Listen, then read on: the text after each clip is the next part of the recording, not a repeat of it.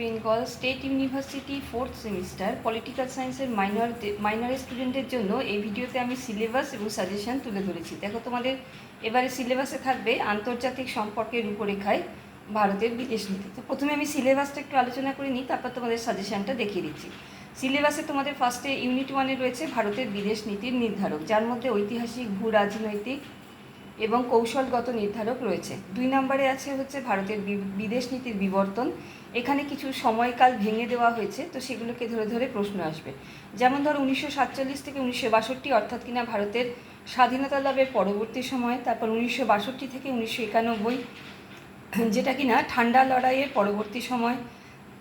তারপরে 1991 থেকে 2014, যেটা কিনা তোমার ঠান্ডা লড়াই পরবর্তীকাল বা সোভিয়েত ইউনিয়নের পতনের পর থেকে ভারতের পররাষ্ট্রনীতি। আর 2014 ও তার পরবর্তীকালে ভারতের পররাষ্ট্রনীতি বা বিদেশ নীতি পড়তে হবে। 3 নম্বরে রয়েছে ভারতের পারমাণবিক মতবাদ, যার মধ্যে ভারত মার্কিন পারমাণবিক চুক্তি রয়েছে, এনপিটি আর সিটিবিটি। এবার ইউনিট 2-এ রয়েছে ঠান্ডা লড়াই পরবর্তীকালে ভারত রাশিয়া এবং ভারত মার্কিন যুক্তরাষ্ট্রের সম্পর্ক, ভারত ও প্রতিবেশী রাষ্ট্রের সম্পর্ক, যার মধ্যে রয়েছে ভারত পাকিস্তান, ভারত বাংলাদেশ, ভারত নেপাল, ভারত শ্রীলঙ্কা, এদের সম্পর্ক। আর লাস্টে রয়েছে ভারতের আঞ্চলিক সহযোগিতা সংস্থা সার্ক আর আসিয়ান।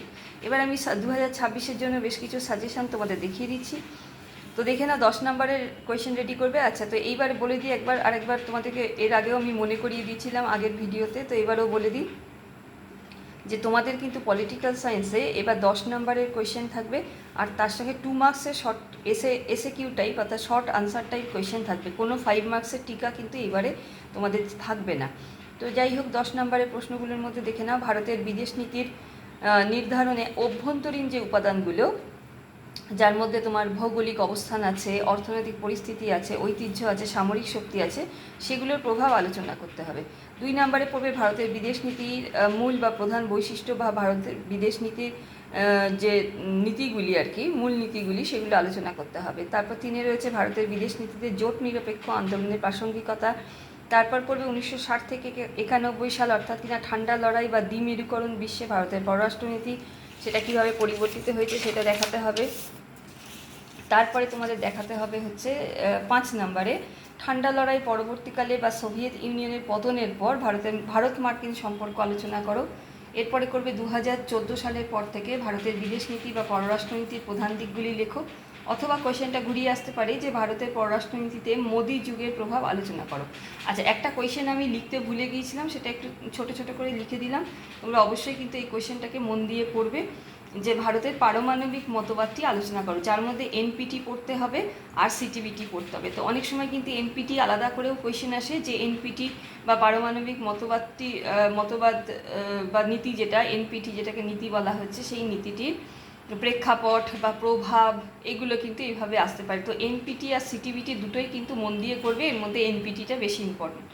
আচ্ছা, এরপরে ইউনিট 2-এ 10 মার্কসের কোয়েশ্চেন করবে ঠান্ডা লড়াই পরবর্তীকালে ভারত মার্কিন সম্পর্ক, প্রতিবেশী দেশ হিসাবে ভারত পাকিস্তান, বিশেষ করে কাশ্মীর সমস্যাটাকে কেন্দ্র করে কিভাবে ভারত পাকিস্তানের মধ্যে সম্পর্কটা তোমার পরিবর্তিত হয়েছে। তারপর তামিল সমস্যাকে কেন্দ্র করে ভারত শ্রীলঙ্কার সম্পর্ক, সার্ক SAARC, এই সার্ক গঠনের প্রেক্ষাপট বা মূল উদ্দেশ্য, বা দক্ষিণ এশিয়ার রাজনীতিতে সার্কের ভূমিকা, আর ভারতের পররাষ্ট্রনীতিতে পঞ্চশীল নীতির গুরুত্ব।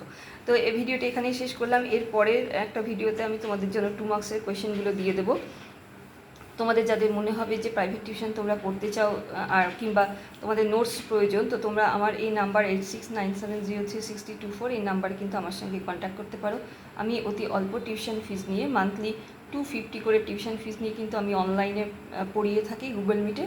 আর যারা তোমরা পড়ার টাইম পাও না বা সময় দিতে পারবে না নোটস লেখার, ক্লাস করা, তো তোমাদের জন্য কিন্তু ক্লাসও একটা PDF করে আমি পাঠিয়ে দিই। তো ভিডিওটা এখানে শেষ করলাম। যারা নতুন আমার এই চ্যানেলটিকে আজকে দেখছো, অবশ্যই সাবস্ক্রাইব করে রেখো, আর ভালো লাগলে লাইক করো, কিছু জানার থাকলে কমেন্ট করো।